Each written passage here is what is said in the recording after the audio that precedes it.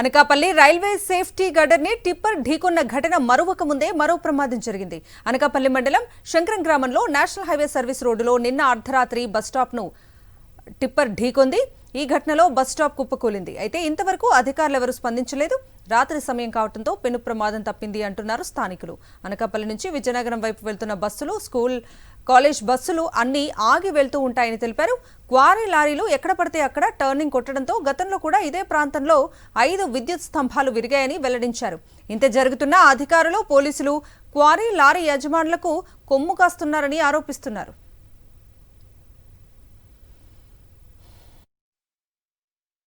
ఈ national highway వచ్చాక ఈ బొజ్జనకొండ రూట్ నుంచి సుమారుగా రోజుకి వేలాది వెహికల్స్ ఇలాగా కోడూరు తిరగవలసిన వెహికల్ శంకరం సరిహద్దుల్లో టర్నింగ్లు తిప్పేసి లేనిపోయిన బీభత్సం సృష్టిస్తున్నారు.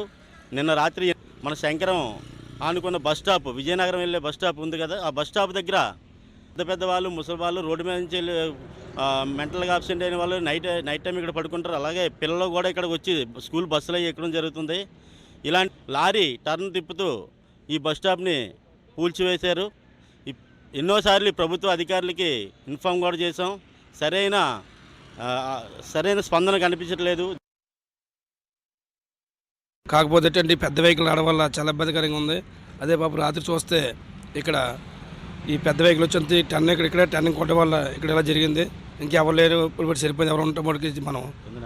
ఎవరు ఉంటే మనకి చాలా ఇబ్బంది.